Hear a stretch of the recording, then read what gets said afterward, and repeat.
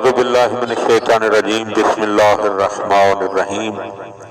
بہار الانوار میں ہے کہ اگر کوئی نماز کے بعد دعا نہ مانگے تو نماز اس کے منہ پر مار دی جاتی ہے۔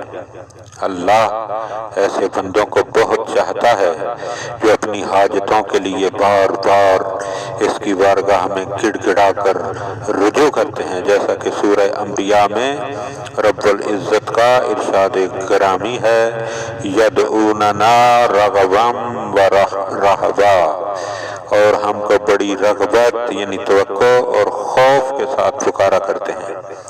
حضرت علی علیہ السلام کے ارشادات میں سے یہ ارشاد نہایت ہی اہمیت کا حامل اور انمول تحفہ ہے کہ اعملوا والعمل ينفع والدعاء يسمع والتوبة ترفع۔ مولا فرماتے ہیں کہ نیک عمل کرتے رہو کہ نیک کام کا فائدہ ہوتا ہے اور دعا قبول ہوتی ہے اور توبہ کو رفعت ملتی ہے، یعنی توبہ جو ہے وہ قبول ہو جاتی ہے۔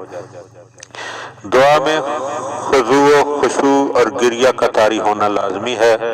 اگر بحالت دعا ایک قطرے کے برابر بھی آنسو آ جائے تو موجب قبولیت دعا ہے، جیسا کہ سورہ فرقان میں اللہ تعالیٰ کا ارشاد گرامی ہے، قُلْ مَا يَبْعُ بِكُمْ رَبِّي لَوْلَا دُعَاؤُكُمْ۔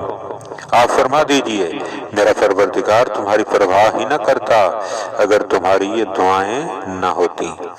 آج پوری قوم یعنی پاکستانی قوم عدم تحفظ کا شکار ہے۔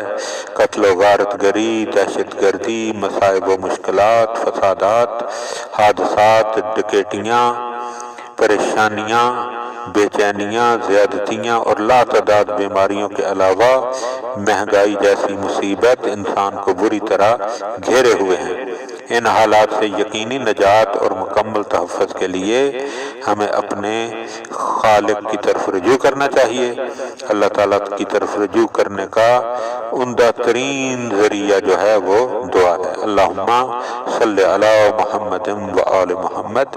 میری دعا ہے کہ اللہ تعالیٰ تمام ملت اسلامیہ پاکستان کی دعاؤں کو مستجاب فرمائے۔